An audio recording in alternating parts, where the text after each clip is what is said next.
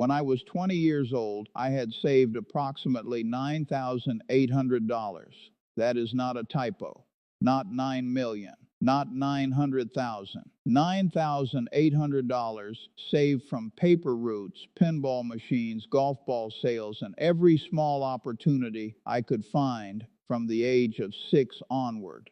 Most people would have looked at that amount and thought, this is not enough to do anything meaningful with. This is barely a start. I looked at it and thought, this is everything I need. Not because $9,000 is a lot of money. It is not. But because I already understood at 20 years old the 3 strategies that would turn whatever I started with into something far larger than the starting amount suggested was possible.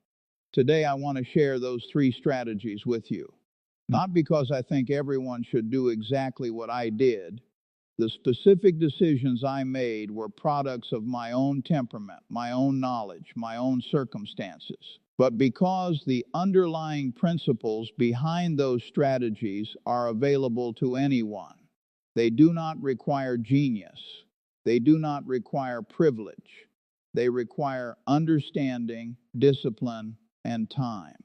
If you have those 3 things, or are willing to develop them, the starting amount matters far less than you might think. Let me give you a clear picture of where I started, because I think the details matter. By 6 years old, I was selling chewing gum door to door in my neighborhood. Not because my family was struggling, my father was a stockbroker, but because I was fascinated by the idea of money working, of buying something for less and selling it for more, of a transaction that left both sides better off and left me with a small profit. At 7, I read a book from the Omaha Public Library called 1,000 Ways to Make $1,000. I read it multiple times. I was not looking for tricks. I was looking for patterns, for the underlying logic of how money moved from one place to another and why. At 11, I bought my first stock.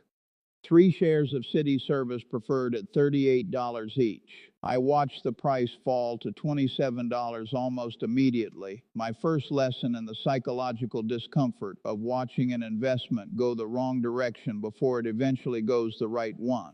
The stock recovered and I sold at $40. I made a small profit, and then I watched the stock climb to $200. That experience, selling too early, missing the larger gain because I was too eager to lock in a small one, shaped everything that came after. It taught me something I have never forgotten. The cost of impatience in investing is almost always larger than the cost of the mistake you were trying to avoid. By the time I was 20, I had $9,800, and I had something more valuable than the money itself, a framework. 3 strategies that I had already begun to see clearly, even if I could not have articulated them as cleanly then as I can today. The first strategy is the one people most consistently undervalue. Before I invested a single significant dollar in the stock market, I invested in knowledge, obsessively, continuously, in a way that most people find difficult to sustain because it does not produce immediate visible results. I read every book I could find about business and investing. I went through every book in the Omaha Public Library with any relevance to finance.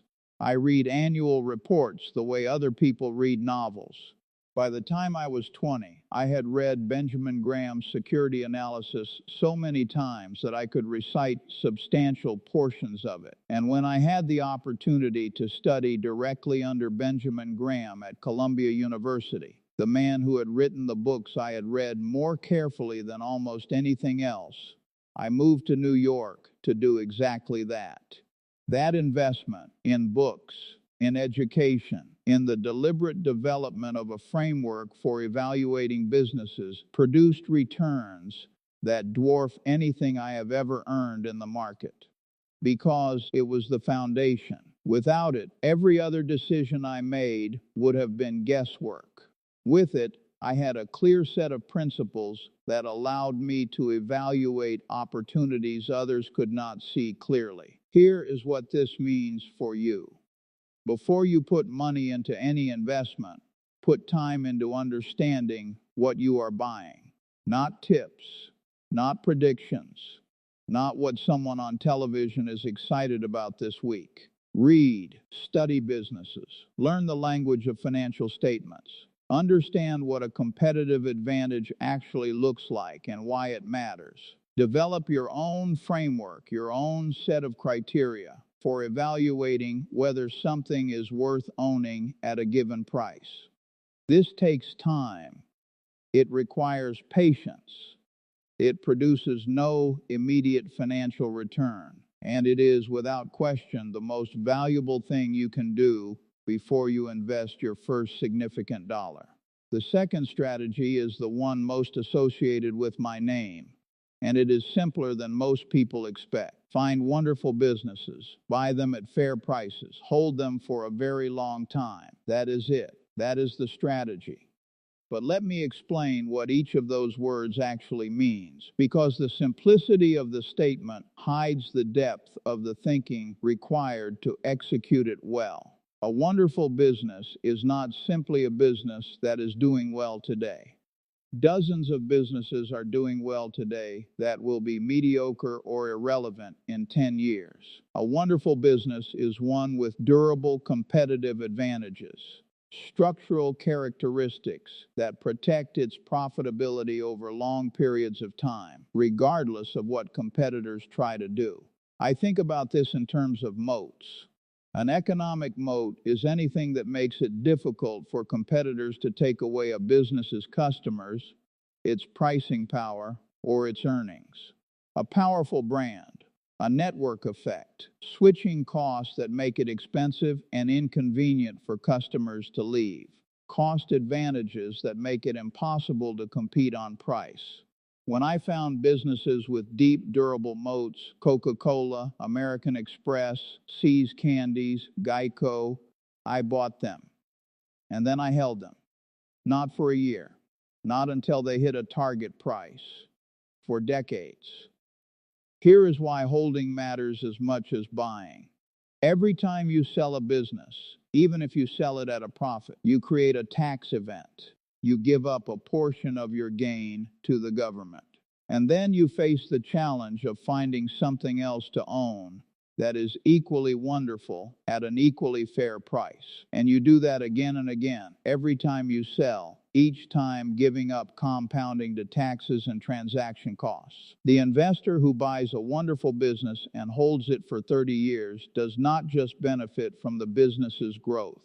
They benefit from the compounding of that growth without interruption, without the drag of repeated tax events, without the friction of constantly having to redeploy capital. I have owned Coca-Cola since 1988.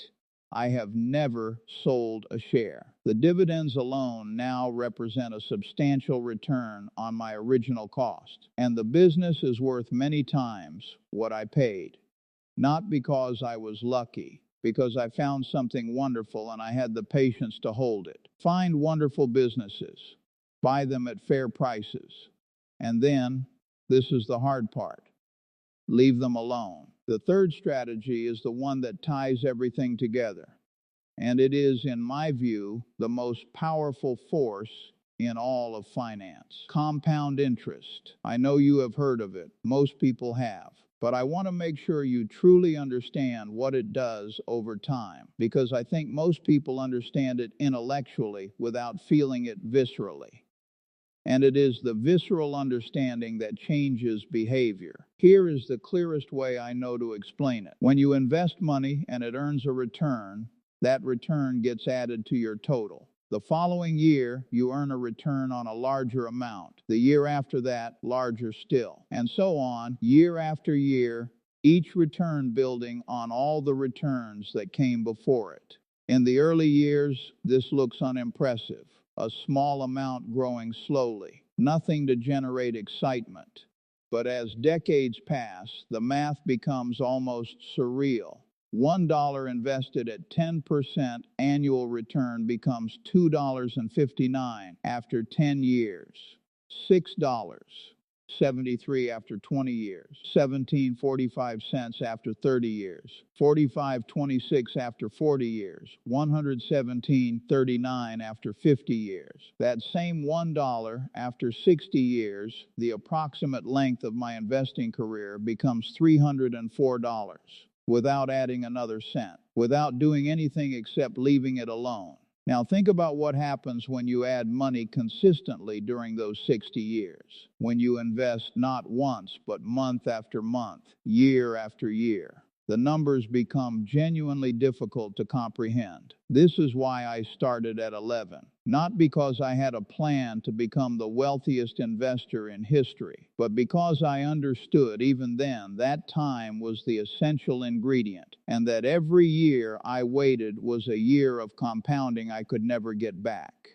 The single most important thing compound interest requires from you is patience, not brilliance, not perfect stock picking, not market timing. Patience and time. The investor who starts early and leaves their investments alone through the corrections, through the crashes, through the years when nothing seems to be happening, will almost always outperform the investor who starts late, moves in and out of the market, and tries to optimize every decision along the way. The snowball is real, but it only works on a long hill, and you have to start rolling it before you can see how long the hill is. I want to spend some time on my mistakes, because I think they are as instructive as anything I have done right. First significant mistake was selling too early. I mentioned it already. City service at $40 when it went to $200. That was the first of many times I let impatience cost me far more than whatever small gain I was protecting. The lesson: when you own something wonderful, the default should be to hold. The burden of proof should be on selling, not on holding, and that proof should be very high. The second category of mistake was buying businesses that were cheap but not wonderful. In my early years, following Graham's approach, I looked for statistically cheap stocks, businesses trading below their liquidation value, regardless of the quality of the business. I bought them when they were cheap and sold when the price recovered. It worked, but it required constant activity, constant searching for new opportunities, and produced returns that were solid but not extraordinary. It was Charlie Munger who pushed me toward a better approach. Pay a fair price for a wonderful business rather than a wonderful price for a fair business. The wonderful business, held for decades, compounds in ways that the merely cheap business never can. This shift from buying cheap businesses to buying wonderful ones changed everything. The third mistake was occasionally letting the opinions of others influence my thinking more than my own analysis. There were times when I passed on opportunities I understood clearly because the consensus view was negative. And there were times when I moved too quickly on something because the consensus was excited. The lesson, one I already knew intellectually but had to relearn in practice, is that the market's opinion of a business in the short term is almost entirely irrelevant to its actual value over the long term. Think independently, trust your analysis, and let the results speak over time. Let me bring this back to you, because the three strategies I used to turn $9,800 into something meaningful are available to anyone watching this video. Strategy 1. Invest in knowledge, costs almost nothing in money and a great deal in time. Read. Study businesses. Develop a framework. Before you invest a significant dollar anywhere, make sure you understand what you are buying and why it is worth owning. For most beginners, the simplest expression of this strategy is to start with index funds, broad market funds that give you exposure to hundreds of businesses simultaneously, managed passively with low fees. You do not need to evaluate individual businesses to start. You need to understand that you are buying small ownership stakes in real businesses that collectively generate real value over time. Strategy 2. Find wonderful businesses and own them. Can be applied simply by buying a broad index fund and holding it. The S&P 500 is a collection of 500 of the most established businesses in America. By owning it consistently over decades, you participate in the collective strength of those businesses without needing to pick individual winners. Strategy 3. Let compound interest work requires only one thing from you: time, and the discipline not to interrupt the compounding with unnecessary selling, with panic during corrections, or with impatience during the years when the portfolio seems to be moving slowly. The $9,800 I had at 20 became what it became not because of brilliance, not because of luck, not because of access to special information or special opportunities. It became what it became because of time, patience, and an unwavering commitment to three simple strategies applied consistently over the longest possible period. Those same strategies are available to you, starting today, starting with whatever amount you have. The only question is whether you will give them the time they require.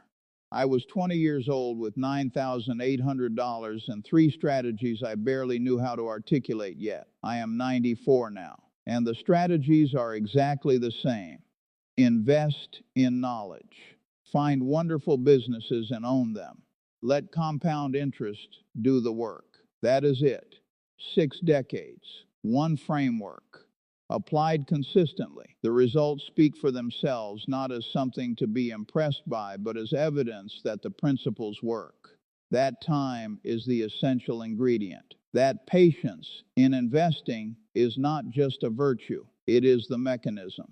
Whatever you are starting with today, whether it is $100 or $100,000, the principles that apply are the same ones I used at 20.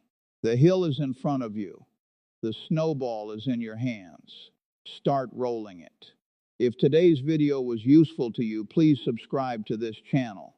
Every week, I share one clear idea about money, grounded in 60 years of watching what works and what does not. Leave a comment and tell me which of the three strategies is hardest for you to apply. I read every one.